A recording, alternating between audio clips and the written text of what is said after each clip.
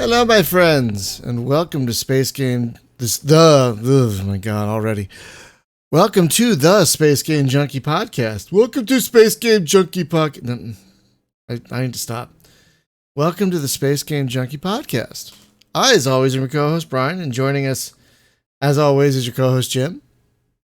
You went full junkie. Never went full junkie. I don't know what the hell happened. Your co-host Hunter. Brought to you by Building Futures today. And your co-host Spaz. Hello.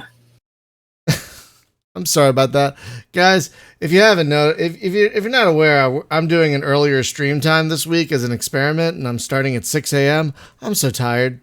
I'm so tired.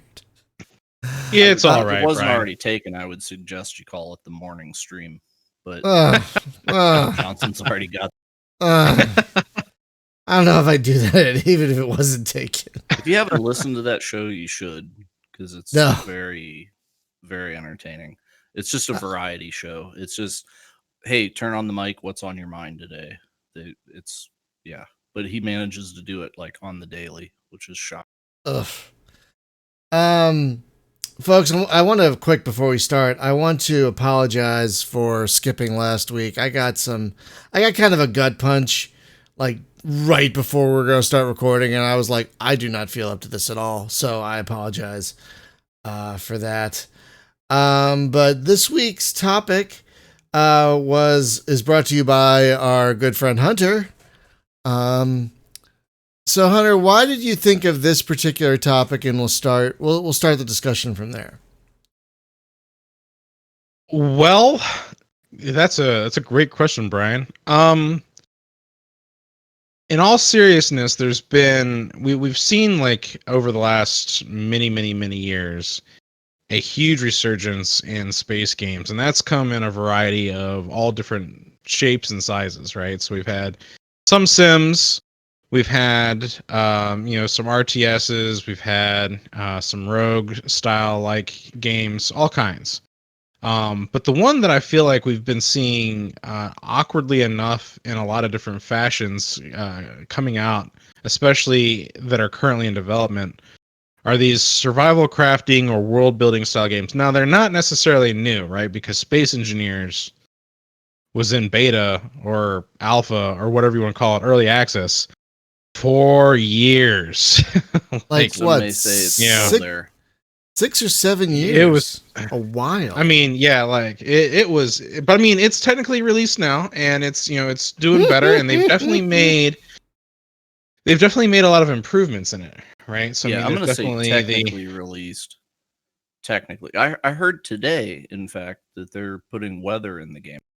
Wait, what? Which is weird. Which is a weird thing for them to say that they're going to do, and I'm going to get to that in a little bit. But we've got a slew of them that are getting ready to come out. Like there's the we've got Empyrean that is in early access still, which is still being developed, and I would say is actually in a better state than Space Engineers, which again I'll get to later. We have the MMO dual universe that's being worked on right now. That is supposed to be kind of like a cross between Space Engineers and EVE Online, if you want to like put those two genres together. Then you've got what was that other one? The Sky Wanderers that's been renamed. Starship Evo now or something like that. Yeah. Or something. Yeah. Also soon to be upon us. Yeah, that's very soon to be. Yeah, it's hitting early access. I feel like there was soon. Yeah, I feel like there was another one called like Project Nova or something like that we got the developer. This was like 3 years ago, 2 or 3 years ago. I feel like the developers Nomads. That's what it is. Thank you. Yeah. Which honestly, I haven't really heard much from since, or even really looked into it, because after trying their beta, I kind of lost interest. You know, they hit 1.0, and I went back and tried to mess with it, and I was just like, yeah. So I feel that it was one of those, like, we're done with it, whether it's done or not. And it's gotten to a point where we're now having parody games, like not like full-on parody, but like Breath Edge is, kind of like... It's a good game in its own right. It's a good game in its own right. Funnier. But it's also like really pointing a funny finger at the whole genre. The entire genre. Yeah. Sure. Well, then, I mean, then we start. So I'm kind of going through the list, and we can talk in detail more as in a little bit. But then you talk about games like No Man's Sky, which launched without it and then added it in later. And to its credit, it's actually not bad. The base building portion of it is, but the interesting thing about No Man's Sky, as I've continued to play it as the years go on, is the one thing that I'm really starting to notice about it is the joy that I find out of that game is not in its survivalness, but just in its pure crafting. I feel like in a lot of ways, the joy that I find in that game is either in following the narrative, purely the narrative, or going just purely the creative route and just building whatever, to my heart's content. Does that make any sense? Like, that's Absolutely. Yeah, you don't play it on survival mode. You play it on the normal mode or on creative, and that's where you have fun. right, because I feel like the survival stuff just kind of gets in the way of whatever's else going on in the game that's actually interesting and like really deserves your attention more, in my opinion. Well, yeah, it's a Zen game. You don't really need the extra stress of Right. the survival mode of everything is trying to kill you. Well, everything's already trying to kill you. It's just trying to kill you harder. Right. Exactly. And so that's one of those things where I feel like that game's got a weird, but I mean, it caters to every audience, I suppose. So I guess it's got that going for it. But again, that's not to say it's a bad game. I do enjoy like those two different game modes, but for their own right. So we've got a slew of these that are like there's another one that I'm missing the name of that I know that. Would you guys consider Oh, God. Interstellar Rift a survival game? It's got a lot of the crafting elements and whatnot, but I'm not sure it's on the same framework as those games. It's like, here's a big world, you punch trees or their equivalent, which is beaming over asteroids or whatever.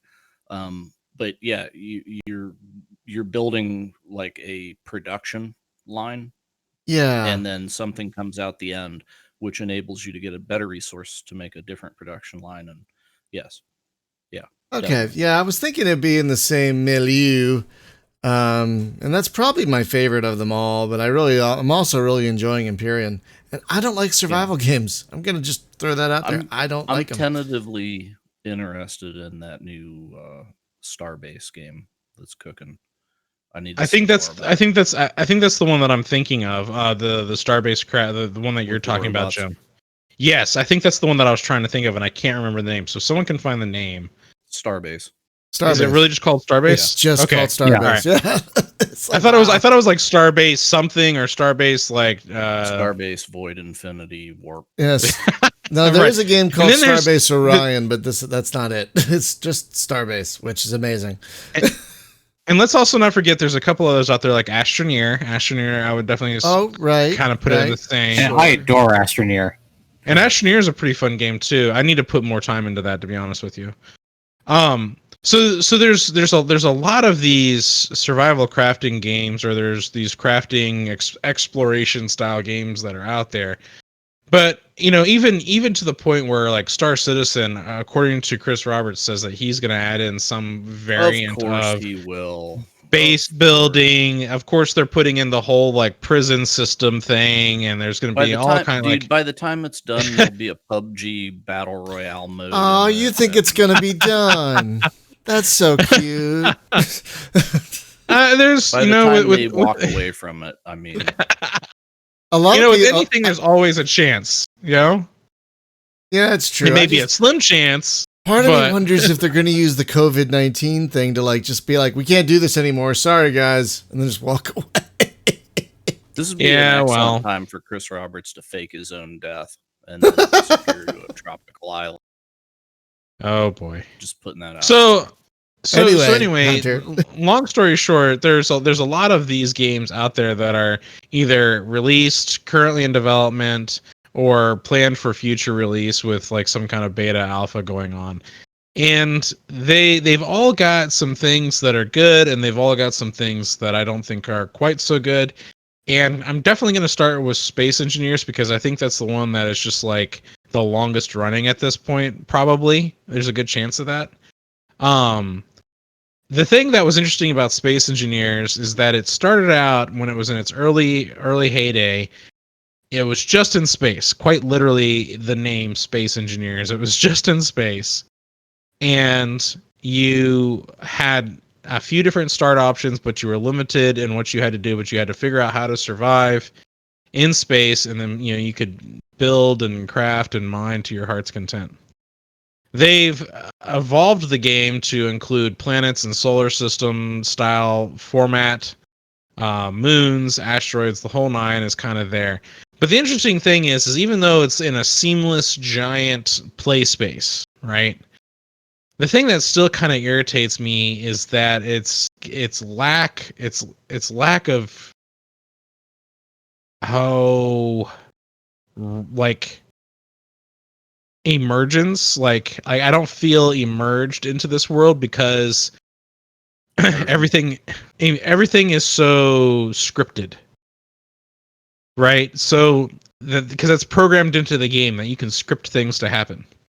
The problem that I have with that is that any kind of enemy AI is part of, they're not really there. So like it's drones more or less, right? So like these drone ships will come and attack your base, but there's no NPC inside of this drone controlling this drone or like acting as the pilot in this drone. It's just the drone. Or you look at, you can put in these like space cyber wolves that occasionally will come and attack your base. And to me, that's just like critters in the environment that you just have to deal with. And you can totally turn them off. Like you can play in the game without those things even on. And then occasionally you can also turn on like the occasional asteroid bombardment that'll happen that'll like damage your base and you have to go and repair it. Yeah. So what would make Space Engineers interesting, right? And I see this. So another game that has entered the survival crafting thing is Scrap Mechanic suddenly this week. Is that a survival game? It's like as of this week, yeah. Oh, I know it exists. I just didn't know it was a survival game. Yeah, I would say go watch some videos of people playing it because it's kind of interesting. There's hostile robots that are in the world now. Might be other things, but it's robots that you start out with, and you actually are harvesting parts from robots that you smack up with your sledgehammer, and yeah. But you get the parts, and then you build things, right? But then there's like places you can't go, things that you want to get to, like a sort of a quest system, I guess, is what it seems like from the little bit of video I watched. But it's a thing of like, in order to accomplish the things that the game puts before you, then you actually have to solve a puzzle, right? Where it's like, hey, I can build things. So what would I build to actually get around this obstacle, be it enemies or environment? And that's a thing I feel like Space Engineers and all of these games need, because of the problem that is inherent in all of them. And Hunter and I have talked about this a lot. Is when you first start the game, it's just miserable trying to stay alive minute to minute, right? And then you cross into like, okay, now I'm out of the like caveman era. I'm in the Stone Age. All right, I've made it to the Bronze Age. Now I'm stable. I'm not going to starve to death. I'm not going to get killed by anything because I've got shelter. I've got means of food. So those things are over with. And now it's more like a sandbox thing with resource gathering. But it's kind of like the game, much like Elite Dangerous. And shocker, Elite Dangerous allows crafting and tree punching, right, on those moons, right? You get in your SRV and you go punch rocks. Is Elite Dangerous survival crafting? No. Absolutely not. No. Absolutely not. Thank you. I just wanted to show the mechanic and say, here's an example where these mechanics are present. That doesn't necessarily mean it's a survival. Right, exactly.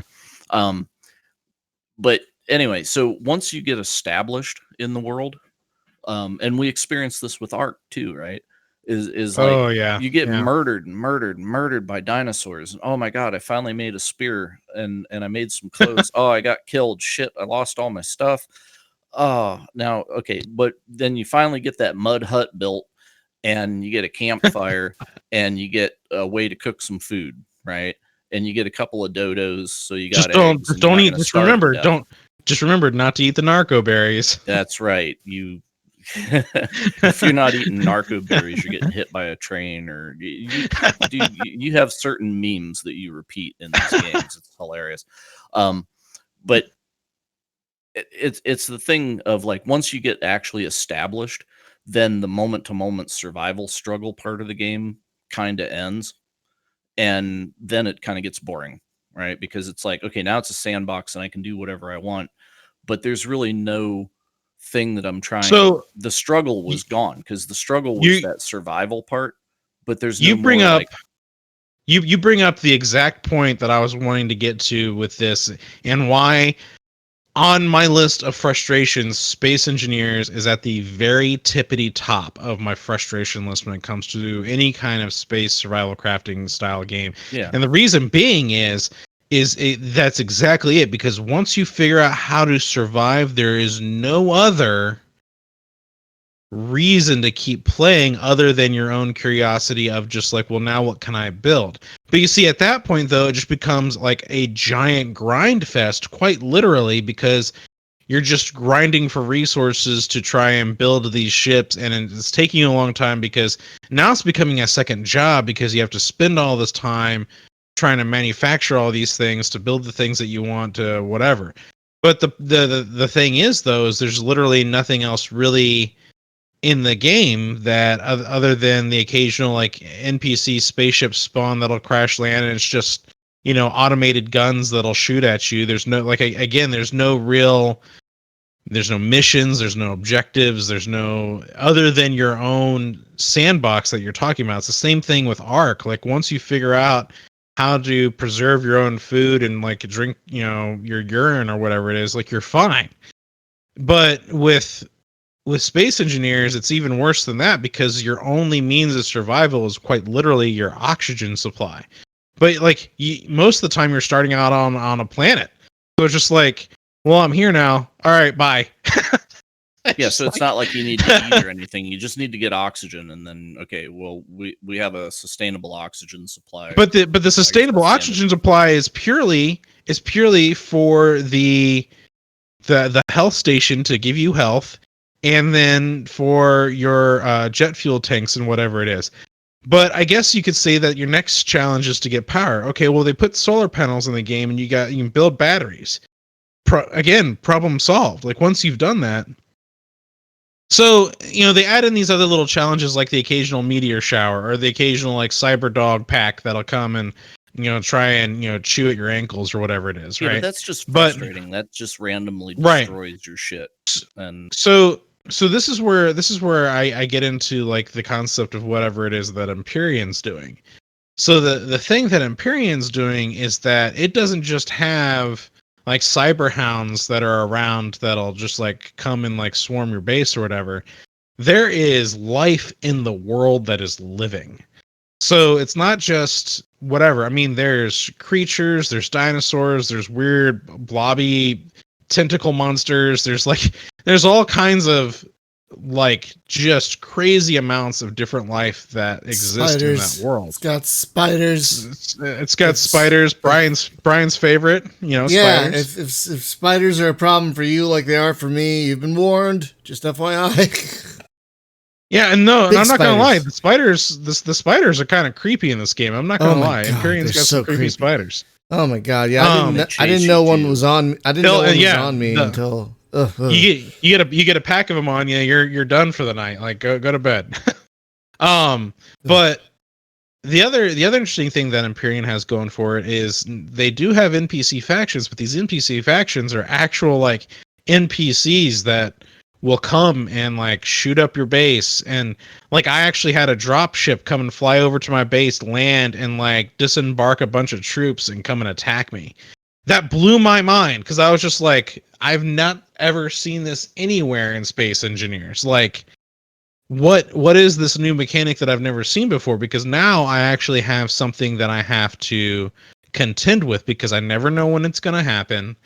And it's one of those things where instead of the element of just trying to make sure I have enough food, I also have to defend my base from this warring faction that wants to rip my guts apart. But the cool thing is, though, is like when I kill these guys, I get their loot, so I can get some extra materials, some maybe advanced parts or weapons or ammunition. And, you know, there's alien kind of weird creatures, zombie-like things in the game that I found the other day that really kind of creeped me out.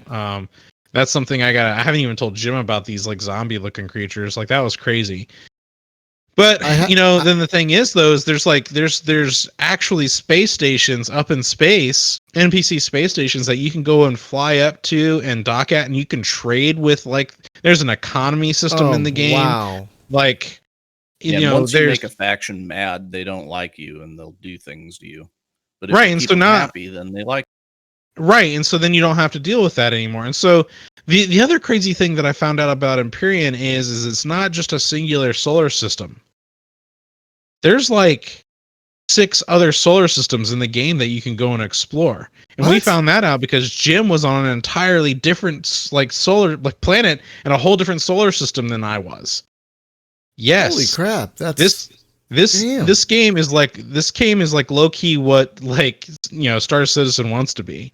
It's pretty crazy. I was a little surprised at how deep it was. So it needs a heavy dose of polish going on. Sure. They're working on it though. It's gorgeous. Like for the video that's playing in the background, I played it like an hour ago, and it's the first time I touched it in 3-4 years.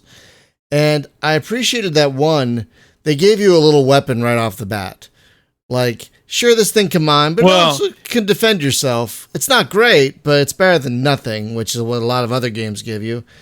And I also really appreciated that you're basically 0 to motorcycle in like half an hour. I really, really like that. I have to say, I really appreciated that. So I'm just throwing this out there for anyone interested. I am dabbling in a little test server that we might make like public for our community and Space Game Junkie. I know that they're working on the next patch, which is going to do some pretty big wipe like circumstances where it's going to like do a fresh start. So we're going to have to do like a whole new whatever, but it's something that I've been dabbling in. I've been looking at their configuration files and I'm really liking a lot of what they're doing. The other thing is the other issue that Jim and I have with some of these survival crafting games that is just an irritant beyond irritants in Space Engineers is how you actually craft things in general. So in Space Engineers, right, you get you pick what it is you want to build, and if you have the starting material, it places a wire frame of the block. And then you start welding it with your welder. And if you have the materials in your inventory, it just starts adding them on and adding them on and adding them on. And then you have to have the materials in your inventory. So if it's something big and you don't have a large inventory to hold things in, you might be making several trips back to your locker to go get the rest of the materials. And it just becomes just for building stuff, it can become very tedious and it's ridiculous, right? And the other thing about Empyrean that's interesting is that it builds all of this stuff for you in the constructor units. And then if you want like a stack of 10 blocks that are already built, you just grab that stack of 10 blocks and you go place them where you want them. No welding, no grinding. You just build. Yeah, right? because that whole like welding thing in Space Engineers is just tedious and obnoxious. And I really hate that. It's like I can't just build blocks and then take them somewhere. It's like, oh, I'm welding something together. Oh, hey, I need like 5 more motors. Okay, run back to the ship. All right, I made 5 motors, and then you go back. Oh, now I need like 100 tubing. Crap. Now I got to run back to the ship. Oh no. Right, like you have to remember the formula of what it takes to build certain things, especially larger things. And yeah, you're just and like, I don't want to have to remember the this formula thing, but it remembers for you. So you right, say, and it builds it in the constructor, and it assembles all the pieces. Right. That's one of the things that I love about Empyrean. Also, the cool thing too about Empyrean is how they handle the server side stuff. So planets and space are considered two different instances, right? So if I'm on a planet, I'm in my own like instance, and then if I go up into space, once I reach a certain altitude of the atmosphere of the planet, it'll quickly load me into the space instance. So it's not a seamless transition, but it's so fast it doesn't really like take you out of the immersion, so to speak, right? So like once you've reached space, you're in space, and now you're in that instance more or less, and you can do whatever it is that you want to do in space. And then we go back to the planet. It's like a quick little load, it's like 2 seconds really between these instances. So I really like that. I really like that it keeps those things separate, because then it's a lighter load on the server for one thing, because it's not trying to have to like keep track of all this stuff. So it does keep the gameplay a little easier for everything, right? But anyway, those are my 2 cents about those. But like, I'm definitely curious about. I can't really speak too much about Dual Universe because I'm under NDA with that still, after being part of their alpha stuff. But their mechanics are definitely interesting, but I think they definitely need a lot more work on their stabilization more than anything. They've got a lot of really great ideas, but I think that the thing that they should honestly be working on the most right now is just stabilizing their gameplay, because when you load in for the first time, it can just take a while for it to load all of the assets onto your screen. And yeah, it's definitely interesting, but I can't really go into too much detail because of the NDA stuff. But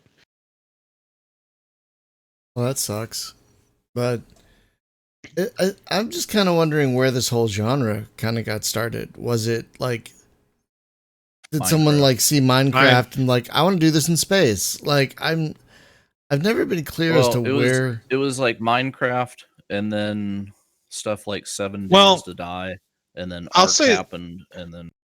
Well, I'll say this: we can probably go further back on some of this stuff, right? So when you want to talk about like a sandbox kind of environment to play in, Minecraft was definitely up there, right? But I don't think necessarily that it started with Minecraft, like purely, because Minecraft in and of itself also evolved over time to add all of its own different mechanics that it has as well, right? I know that in terms of this genre, it probably started with Minecraft, but I don't think Minecraft is like the beginning of the genre, period, though.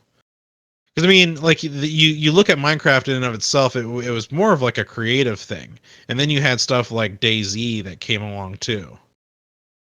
And that was definitely, it wasn't really a crafting, but it was the survival thing. So you had, on one hand, you had Minecraft that was the crafter, and then you had, on the other hand, you had the DayZ that was the survivor, and then from there you started seeing genres that like started mixing the two, right? So I would say the survival mechanics stuff, that started with roguelikes and MUDs. That's where that part of it came from. And then translating that into third person or first person gaming with games like Minecraft, adding the base building elements, the terraforming the world, that added the elements that we see in a lot of games now.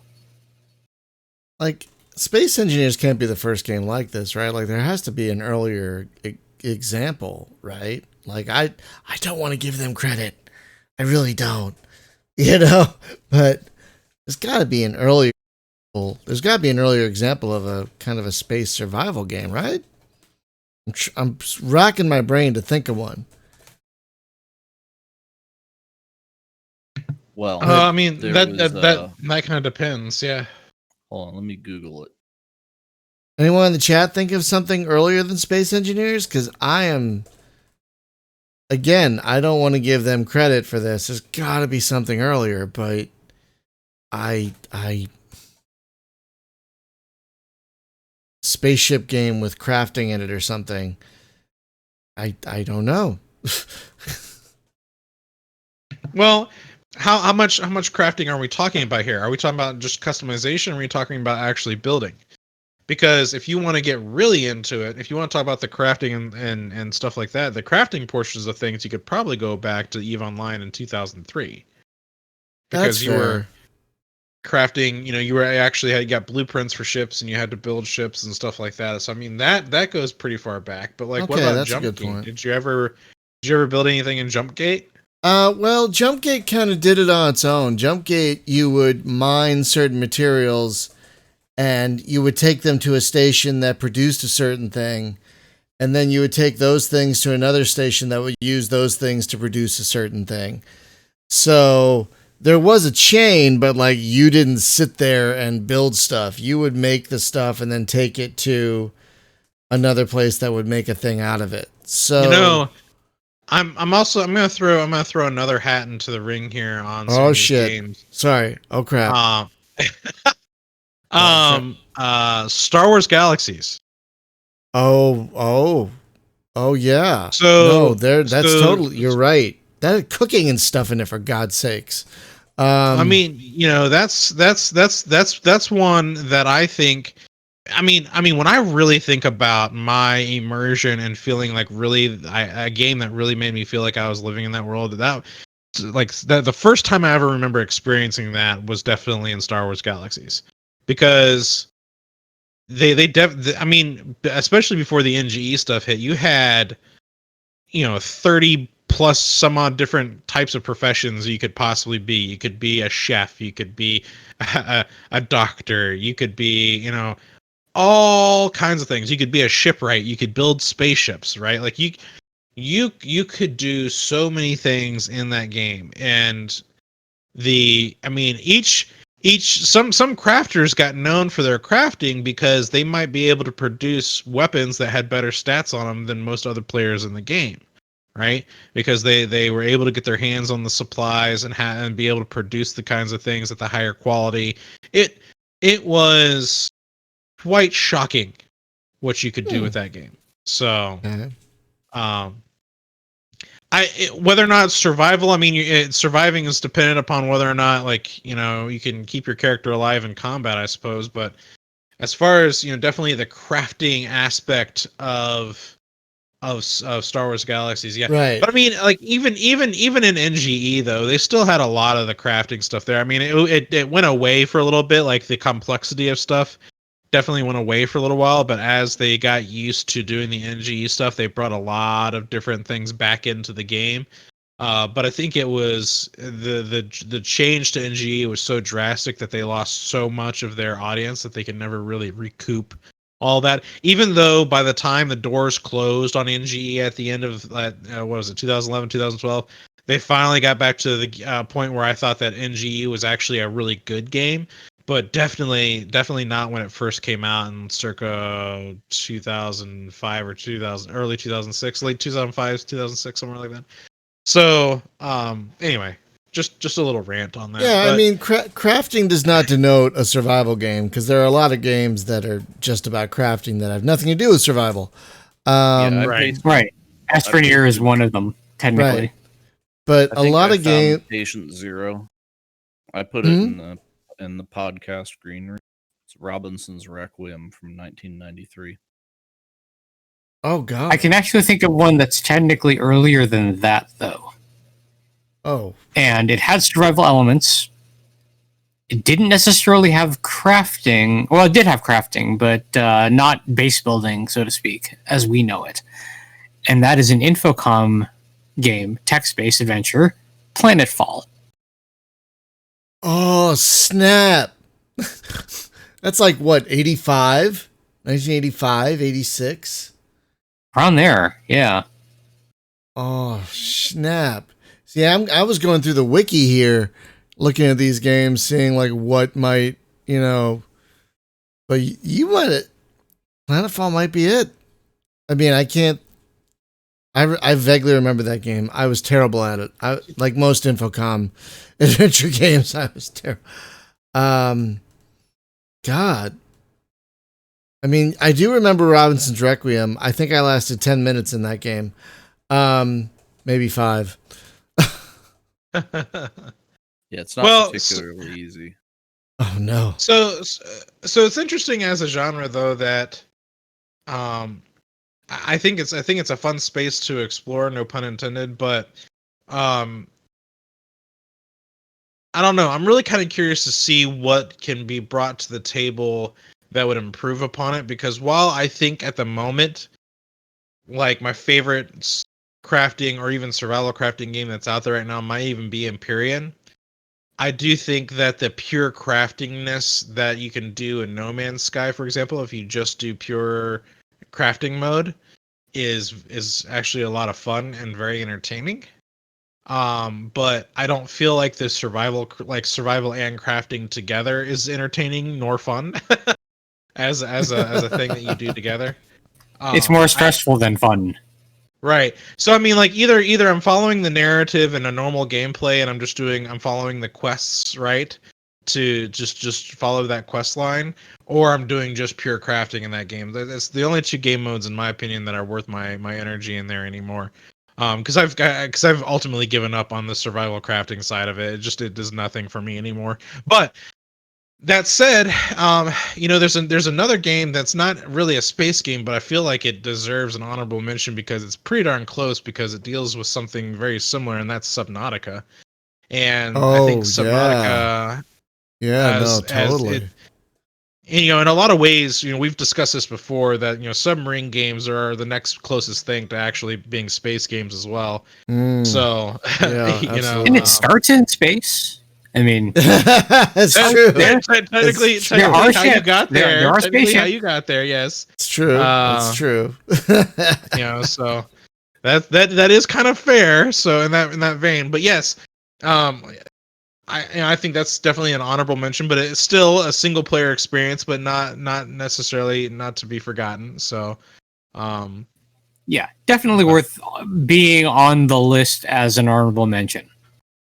Yeah, totally. yeah, I'd really like to see something a little bit more interesting. I'd like to try and see the crazy thing that I think comes into play with a lot of these survival crafting things is people that are willing to run the narrative, right? So you have people like the XP gamers that do their videos where it's like they run a narrative and it's all scripted events, and they're doing it really for their YouTube videos, but it makes the game look really appealing when you realize that the stuff that they're doing is not inherently by default in the game. Right? Like it's one of those things where if you go and join a server where someone's doing a whole lot of scripting and a whole lot of custom code for the different things you can program within the game, because you can program things within the game to do different stuff, which is cool. And that's actually something that the Dual Universe developers have talked about openly. And he even was when we had the head of the Dual Universe, I forget the name of the studio off the top of my head, but when he was on our show, he even talked about how there's going to be Lua scripting in the game, and you can actually do some of the Lua scripting in the alpha right now. I don't know like how deep that immersion is for some folks, because I mean you get some people who have no idea about any of that, and they're just like, I don't know. Like I don't know how to make the thing do the thing like that. I'm not a coder, but I don't understand how the scripting works, but some people do, and they can pre-program things to do cool stuff. But the problem that I have with that though is it relies on the community to be so actively in development on the narrative to keep the game interesting for people to play. And that's fun on one hand if you have a community that wants to do that, but on the other hand, if I enjoy these other aspects of the game, I don't necessarily want to be so enticed. And that's where I think Empyrean does a really good job too, because there's a lot of already pre-programmed stuff in there to kind of keep you busy. um So yeah, I was thinking too. There was something that I saw the other day that actually had missions that you could go and take. I forget what it was, but anyway. I have been enjoying Empyrean's guided gameplay. I enjoy that there are it's got a tutorial in it that it's kind of like a series of little quests, which I'm really And, enjoying as a new player. Because yeah, for that's sure. Because even with No Man's Sky, it has that kind of narrative to it, and it's just like I don't care. I need a little more guidance. Like I think No Man's Sky, the problem for me at least, is it's a little too open, and I need a little bit of focus.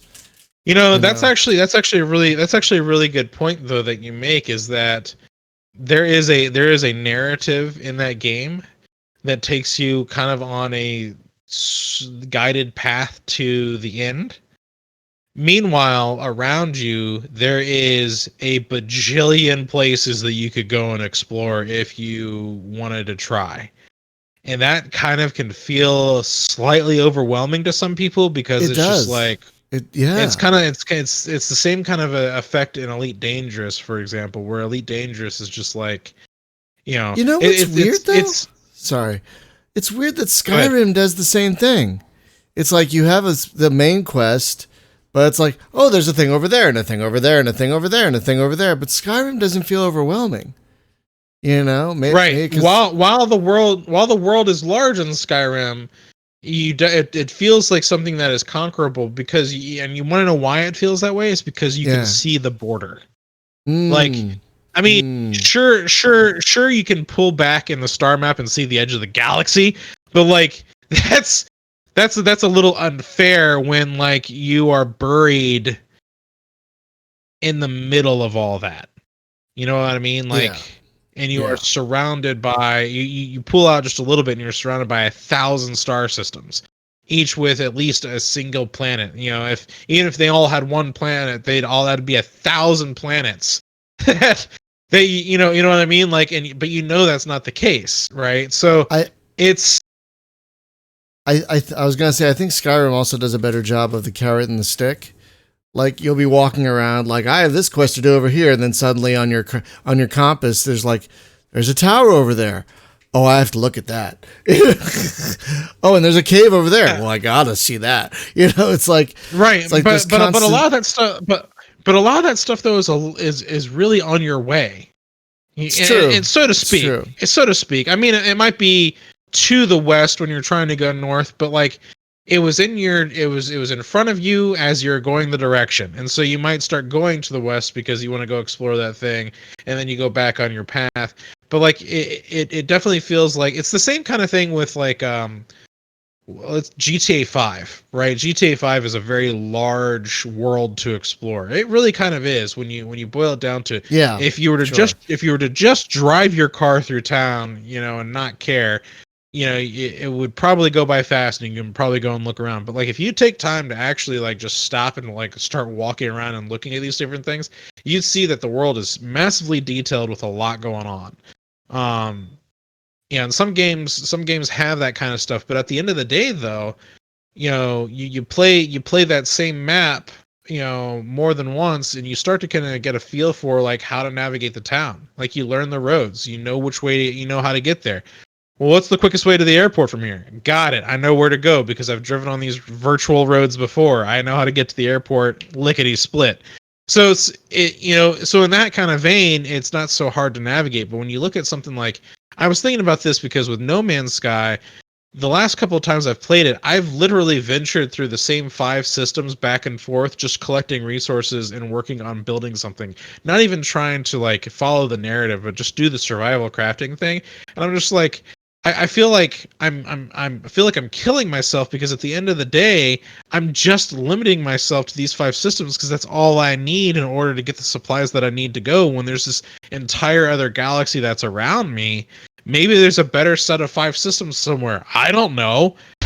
It's just like, but like, why even bother? Because at that point, it just feels like, a chore to try and figure out all of these other things, especially if you're trying to find something that you just want to play and have, a bit of a casualness to it. But, I do like the concept of persistence.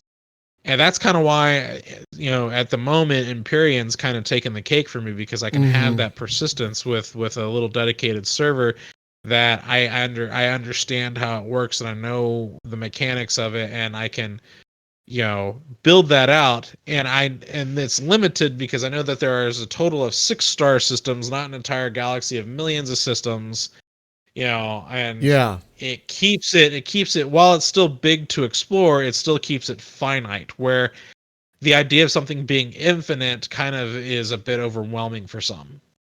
Anyway, I'll step off for a sec. And it's kind, no, Well, it's kind it's of interesting. not that it's not fun. It's just that for some people, that's not their thing, and that's Yeah. okay too.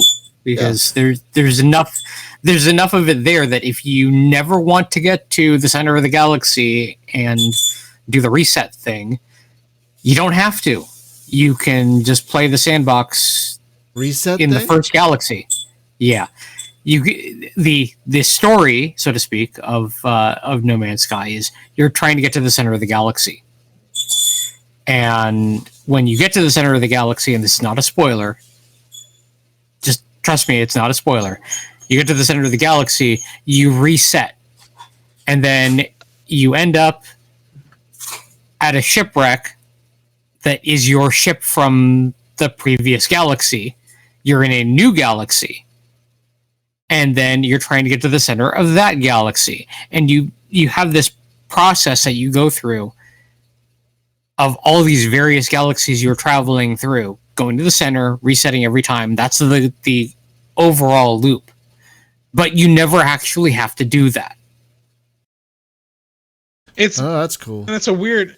I mean, it's a weird mechanic for me, because I think on one hand it makes it so the game has that replay value, because you finish it out and then you can kind of start over again and do something else now. But at the same time, that can also feel a little underwhelming. That's fair. I made it all the way to the center of the galaxy, and now I got to start all over.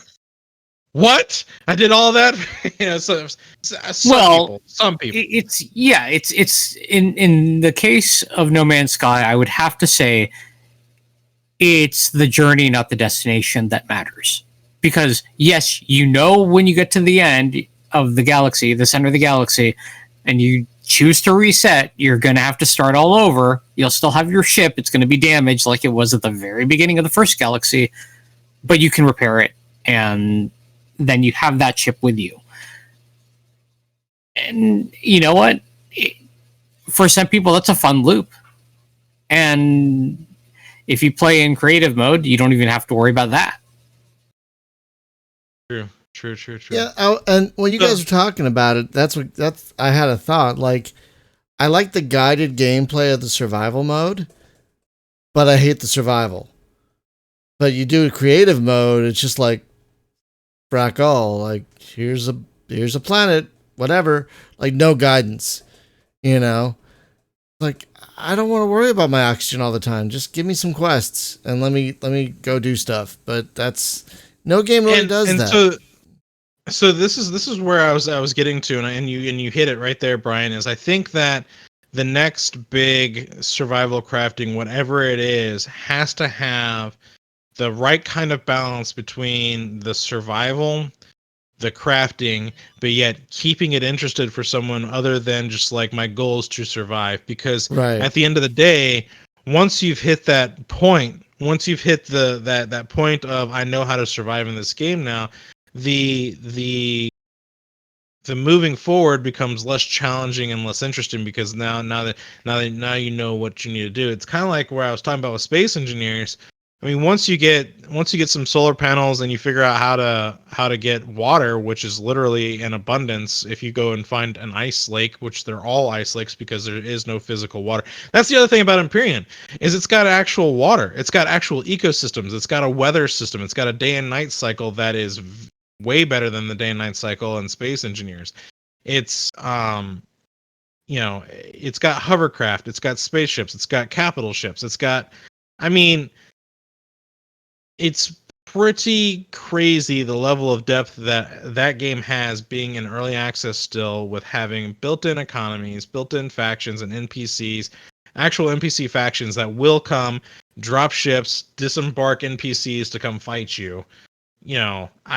I ran into some NPCs out in the wild, just like a couple of tribesmen that were just like out in the wild. It's these like kind of almost Wookiee tree-like ant creatures that were just out there with their spears, and it was just interesting because they just like sit there and stare at you. They they don't care. They just they're like a primitive kind of alien weird creature. But they don't attack you right away. They don't. No, but it was just like it's just interesting to It's just nice. interesting to encounter that like in the wild. And Yeah, that's great. That's great. And yeah, you know what? Like, I wish more of these games would like give me a reason to craft a thing. Like, I have to get up to that specific thing. Let me craft a motorcycle to jump that ramp. Like, maybe that's the kind of narrative you make. Like that's the one. That's the one thing I will say about Empyrean. That is the frustration is their motorcycle needs work. It is kind of jank right now because it's hard very to drive. hard to turn. It's very hard to drive that thing. It's great that it's there, but yeah, it needs a little work.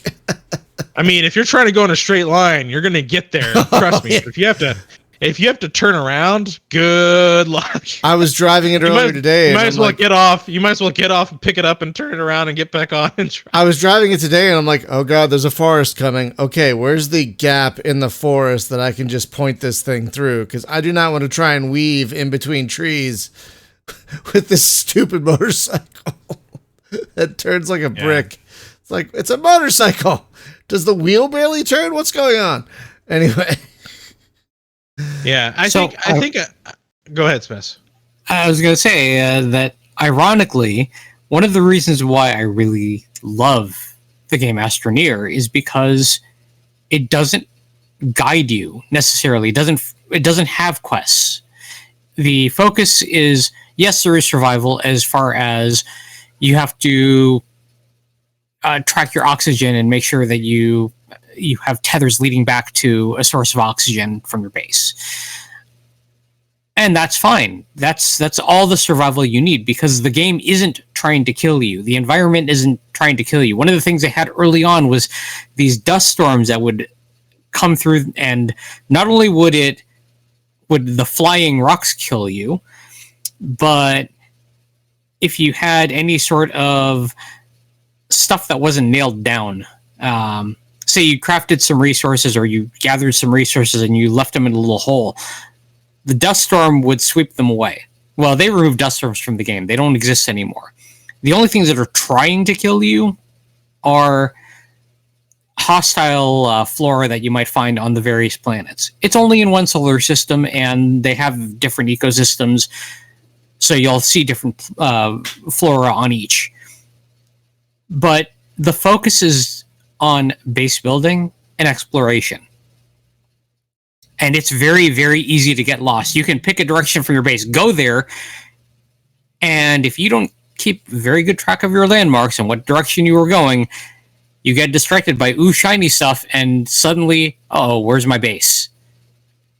You can't find it because you went over a few hills and you took a meandering turnaround somewhere, and now you can't find where your base is. Okay, time to build a new base or die and then respawn. Wait, what? It doesn't like give you any kind of marker as to where your base was? There is a base marker, but if you get too far away from it because you go over the horizon, you can lose where that marker is. What? That's a little nutty. Come on. Well, hold on. Let me explain though. Okay. You can build beacons that allow you to you place those, and then they can act as breadcrumbs to act as a way back. You can also build tethers for your oxygen, and you can use those as guides so that you don't lose where your base is, because the tether network will lead you back. As long as you remember which way you built them, and, well, that can happen too. But that is a self-inflicted thing. If you build them to... Let's say you build it like a spider web kind of thing, then you're going to have a lot of trouble finding your way back unless you remember your landmarks. But if you're smart and don't build that way, you remove tethers that you don't need anymore and then place them elsewhere, then you can sort of guide your path back. And that's a little bit easier. Once you get into space, you can decide where you want to land your ship, and you can clearly see where your bases are on a given planet when you're in orbit of it. So it is possible to find your way back. And when you die, you respawn back at your base. So there's that too. You just have to go and find your body with your backpack and the stuff on it. But otherwise, there's no real death penalty. Well, that's good. That's at least something. I do love Astroneer. I really do. So here's my what I would love to see. I would love to see a game come out that instead of being like Dual Universe, that's a cross between, say, EVE Online and Space Engineers. While I love the complexity of some of the systems in EVE, I would prefer maybe, say, a combination between Star Wars Galaxies and Empyrean, if you guys haven't picked up on that yet. I think that would be even better, Star Wars Galaxies and 3030 Death War. Someone make that game. You know. Holy shit. So that's the interesting thing, though, that about the Star Wars Galaxies is like you could get a spaceship and you could get in it and then you could go and fly somewhere and get out, but you couldn't necessarily do it in space, though, which is what 3030 Death War kind of had you do. You could get out in your spacesuit and kind of float around, and I think that's the kind of nice thing about like the Empyrean or the even Space Engineers is even in space you can get out of your ship and go float around. So it's kind of a nice kind of culmination in something that's got some narrative to it where you can go and follow some quests, but yet you also have some of the complex systems in place too, that if you would like to do the complex stuff, you can. Or you can do the quest, make money, and buy the things off the people making the stuff. You know what I'm saying? So that was kind of like the cool thing. That's how some people made money. And, Galaxies, for example, was they made stuff to sell and people would buy it. And so that's how they made their money.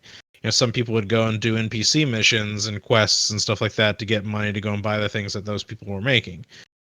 So it's called a player economy, Elite Dangerous, in case you haven't heard of it. So,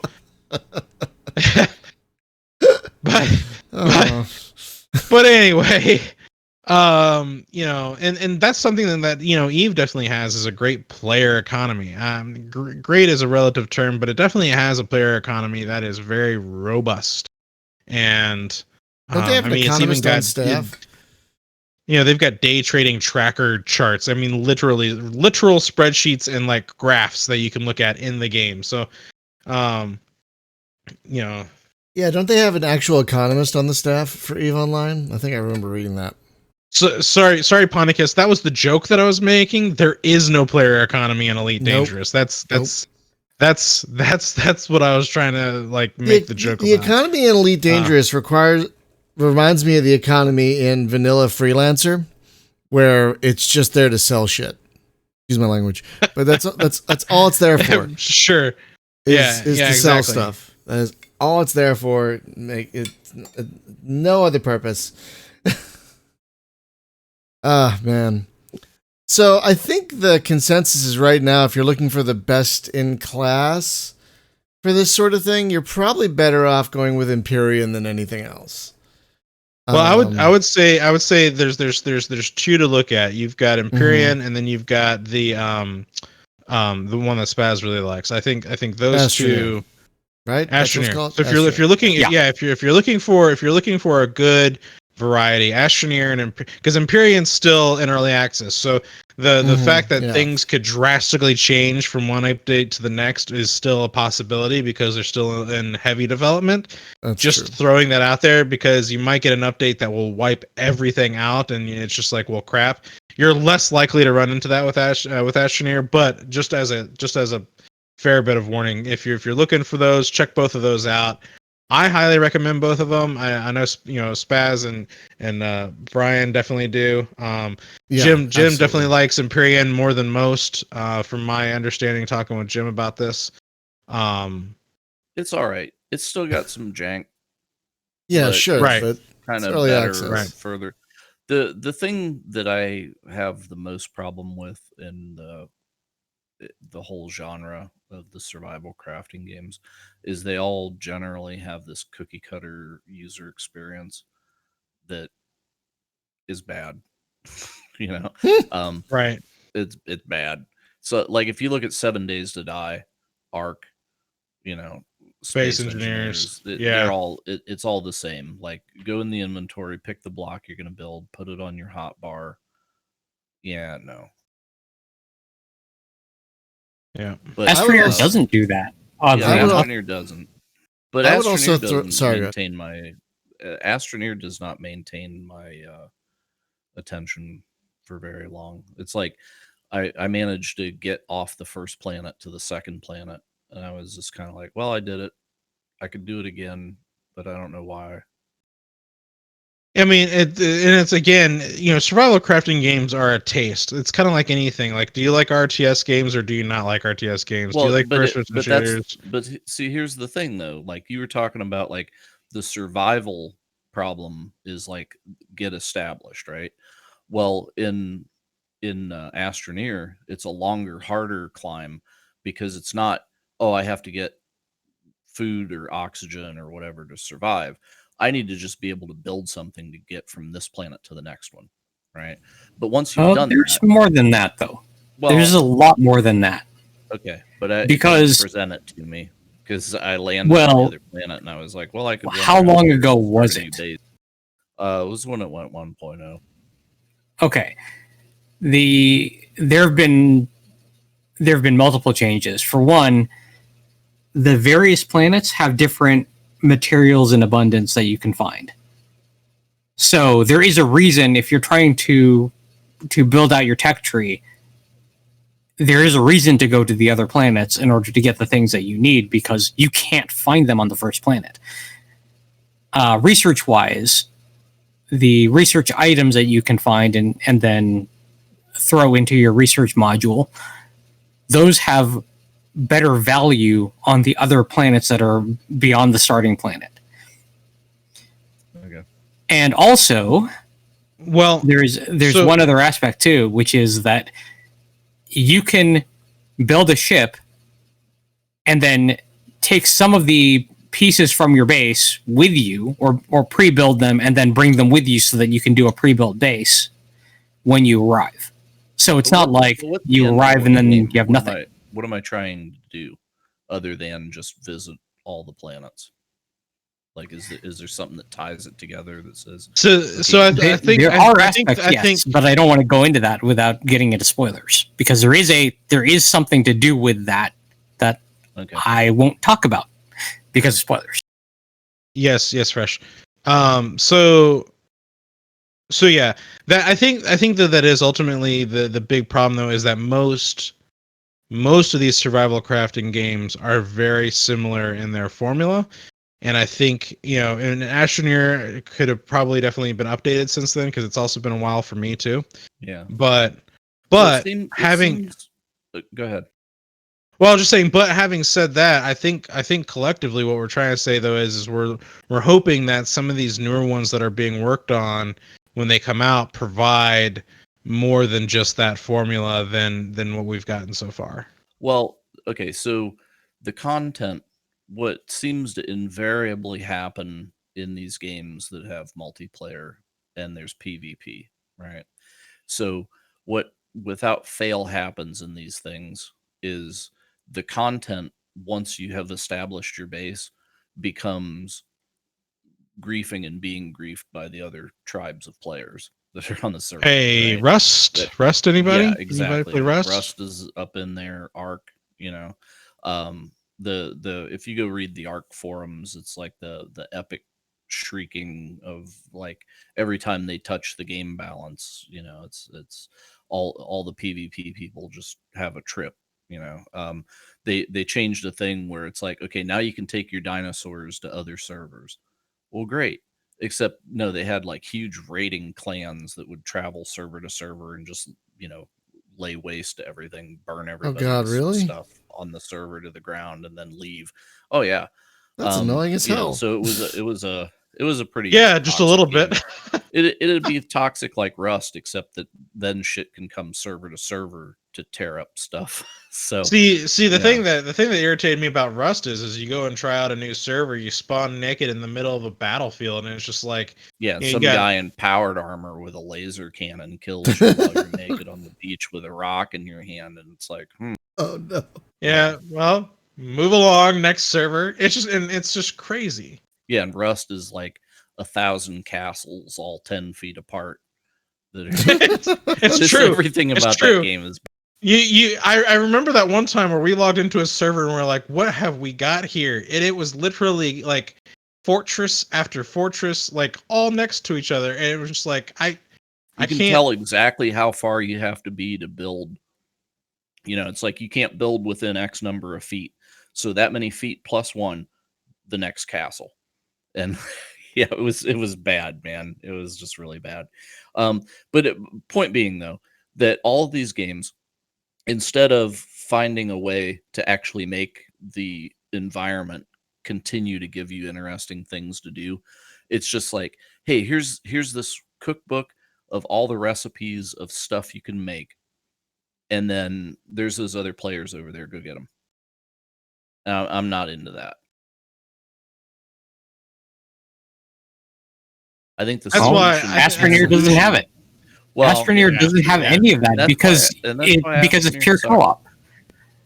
Right. It's pure co-op. The worst thing you could do to someone is dig a hole underneath them so that they fall through to the center of the planet. That's the worst thing you can do to someone. Sure. And I think it's kind of also the same thing with the runner-up of being like Subnautica, right? It's not even a multiplayer game, period. But right. I think too that's kind of the point that Jim was making, to kind of tag on top of your point and my point, is just like a lot of times when you're just trying to enjoy the world, you have the griefer mindset that wants to come along, which is why it's hard to want to get into some of these things, because you get into some of these games that have all these mechanics where so few don't, like Astroneer. It becomes very frustrating. Or at the very least, PvE servers. So here's the thing about Subnautica, to go back to that one for a minute. The reason that Subnautica works for me, right, is that the environment itself is the problem. And yeah, there are sea monsters that will eat you, right? And you have to like watch your back now and then. But that's part of the environment, and they don't like organize and come hunt you. It's just like, oh, you walked into their dining room and now you're on the menu. So right. So but it's the thing of like, okay, I have to be, I see that piece over there that I need, and then there's all these ambient enemies that are around, right? So I have to figure out, like, I can kill them or I can stealth in there and try to grab it. It's a problem to solve, right? So there's a resistance in the environment and a thing that you want, and then you feel a sense of accomplishment, like I got the thing and now I can progress. And I will say the base building in Subnautica is very enjoyable. It's enjoyable, but I don't feel driven to do it. You just build like enough base, like how much base do I need bare minimum to build the next piece of machinery that I need to do. Right. But the point I'm trying to make though is you don't need to build like 16 blocks to build a hallway. It's just like, here's your prefab. And No Man's Sky does a little bit of that too. No Man's Sky is in the way that it builds, which is, I'm fine with that. It's just like, hey, here's a room. Do you want a big room, a small room, around a square room? Right. Click, and there it is. Yeah, this is what you need. This is what you need to build it. You have it. You can build it. Yeah, and the game ain't Minecraft, right? It's not a game about like, let's make this incredible, artistic thing. It's just like, no, you need a base. It's got some stuff. You can farm. You can build stuff. Great. But where Subnautica wins, right, is that the way that the environment is structured, the further you go from the place that you spawned at, the tougher the planet gets. And not just in enemies, but there's different things about the environment, right? Like if you're going to go deeper, well, you need a pressure suit. Now you need a submarine. Now you need a submarine and one of those robot things to even get out of the submarine and go explore. Because if you just get out of the submarine, you're dead because you're like a mile down. So the environment changes, but it changes on a progression curve. So it's like, okay, I get a breadcrumb, like the next waypoint that I have is over there. And then I try to go there and I encounter like I can't go there because there's some capability that I lack. I need to get better, right? And then you look around at what you got and what you could make. And then it's like, okay, now I need to like make a machine that enables the next leg And of that's my journey. And that's part of what that space that engineering and narrative. shit needs is they Right. need something where Yeah. it's like, okay, I'm on the planet and now I can build a car, right? And I build a car and that lets me go around and I can collect resources better. But then in order to get to space, it's like, well, I have to make the space suit. I have to make the oxygen thing. I have to make whatever. And then I get to space, but I can only go to the close part of space. Well, if I want to go like to something else, it's maybe a more hostile environment or whatever, right? It's although space is a pretty extreme thing because that's about as hostile as you can get from like A to B, right? It's yeah, but Yeah. it's that kind of progression thing though. Is they need a tiered And progression. well, I think the thing that you're pointing out though with space and or with Subnautica is it almost carrot before the horse sort of mentality is because it almost drives you to want to go that direction. As where with something like Space Engineers and hell, even in Empyrean and some of these others, there's really nothing that is to give you the incentive per se. Now, granted, in Empyrean you do get a couple of these like, well, here's a crash site, and you can go and explore that crash site. Or as you like look around, you're kind of just like, well, maybe I don't want to be on this planet anymore because this radiated fog storm that keeps coming around is like just hell on trying to like survive. Maybe I need to go find another planet I get to off live the on. planet Or once I get off the planet that has the radiated fog thing, why do I ever want to go back? So there needs to be right, something there, right? right. And it shouldn't be that you spawn in the damn thing to start Right, with. That like should be you a did. thing that That you was encounter. unfortunate. That Yeah, was unfortunate. that was a problem. But it should be a thing where, okay, there's some element that I need, and it just happens to be in the worst place imaginable. So I have Right. to figure out how to survive that. And since it's a game about building vehicles and stuff, you would think the solution for this would probably be something that you build. But your freeform, it's like you're allowed to figure out a way to build it. So try to build like freestyle it. Like what could you make? Well, I could make a tank, or I could make a hovercraft thing, or I could try to tunnel in there with a drill thing, or there's different ways we could solve that problem. And that's kind of leans to the player's creativity. Hey, do you want to make like a giant spider robot and like try to crawl in there? However you want to do it, man. And the solutions that you have available are perhaps tied to how lucky you've been in exploring other stuff. Like, did you discover the technology to even make a walking vehicle? Like, or did you not find the tech that lets you make legs? Well, now okay, so you're stuck with wheels. You didn't find hover tech, so that's out. Or you could go explore some more and maybe find it. I don't know. I mean, it's Sure. there needs to be Right. some variety, and then encourage the player to come up with a creative solution to a And problem. and that goes back to my whole thing where you have some of these games where the community is responsible for driving the narrative so that the rest of the community can have something to do or feel like they have something to engage in, because then XP outside gamers. of right, because exactly, and because outside of that, and I mean, good for them. That's not a knock on them. Like they do a damn good job of it, but it's just like how many communities are doing that, and so then you're sitting there looking at, well, that's really cool. I would love to do that, and you're just like, well, I don't have the time, energy, or effort, or maybe anybody in my community that can do that. Mm-hmm. So it's kind of like, well, I would love to see something that's kind of got something baked in that drives the reason for doing what you do, because for some people, just a big open sandbox is just like, well, if it's just a sandbox, then then use it as a sandbox that it is, and just play in a creative environment and see what you can build, and then 30 minutes later you're over it and you move on to the other part of the playground. Yeah. It's just like, to use the sandbox narrative.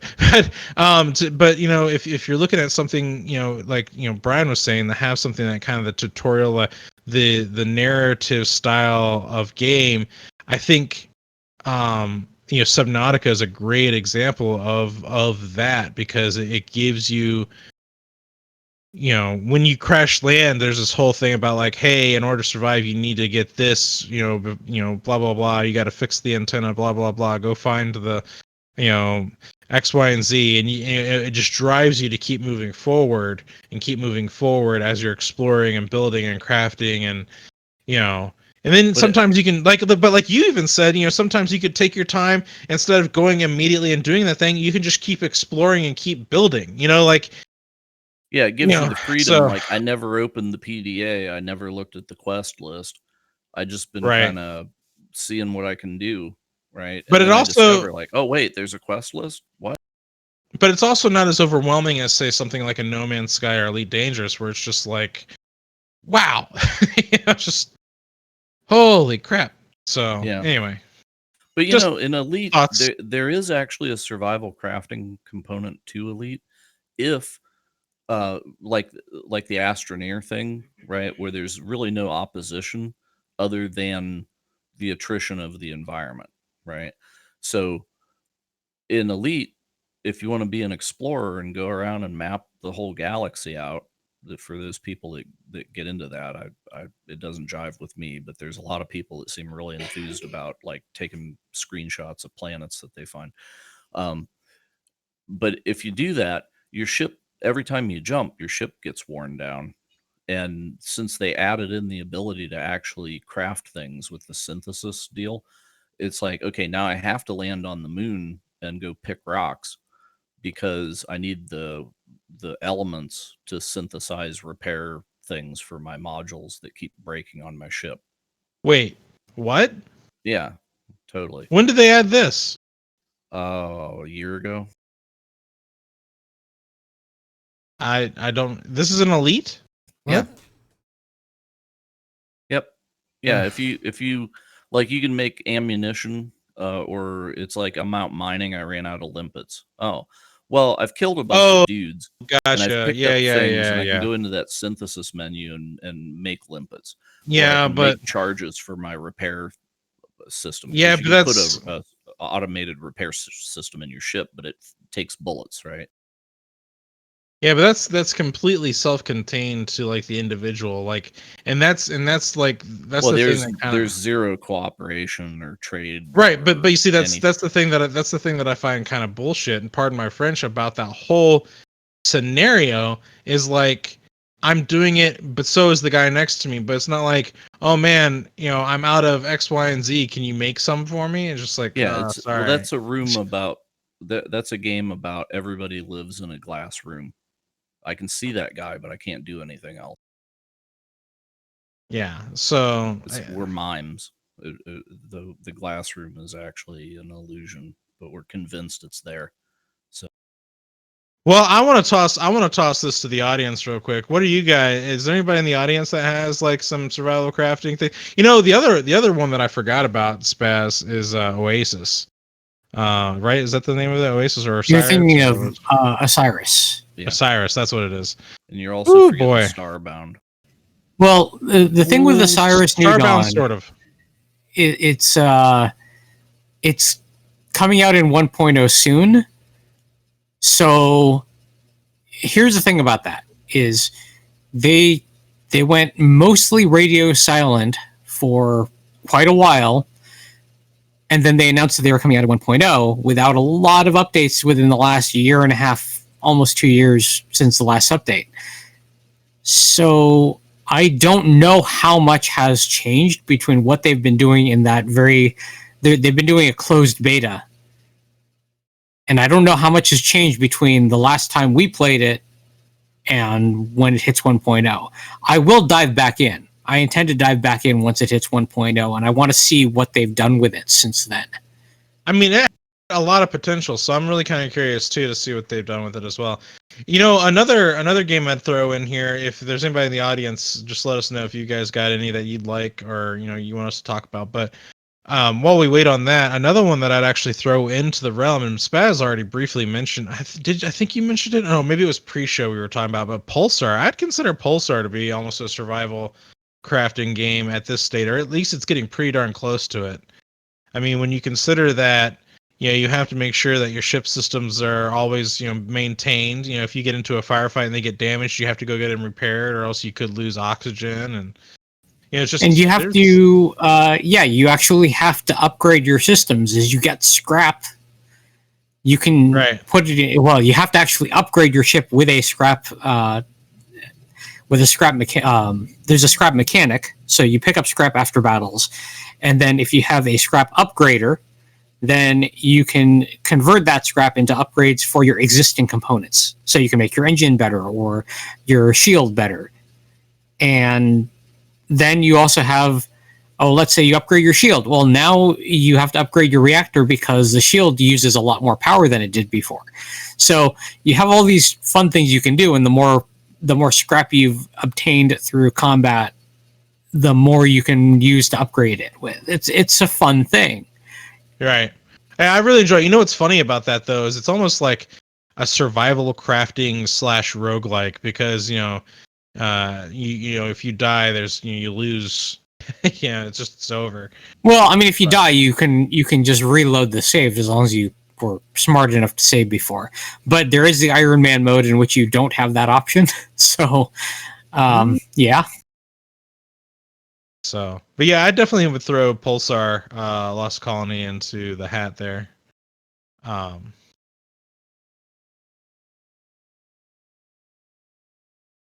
Right. Well, that seems like a good place. How you doing, Brian? Oh God, I'm all right. It seems like a good place to wrap it up, though. Yeah. So, friends, thank you so much for everyone in the chat. We had a very active chat today, which is always great to see. Next week on the show, we're going to talk about racing in space games. Why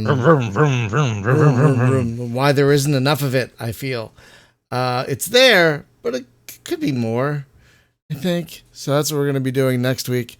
And tomorrow on the stream at 6 a.m. Pacific, I don't know why I'm doing this to myself, 6 a.m. Pacific, we're going to be giving Rune 2 a try. Apparently it just had a big update and is kind of awesome, from what I understand. So thank you, everyone, for hanging out with us, watching and listening. And a special thank you to those of you who support us on Twitch and Patreon. You guys are the best. With that, we'll see you back here at 6 a.m. tomorrow and for the podcast next week at 4 p.m. Have a great night, everyone. Be safe, be well, and we'll see you next time. Bye-bye.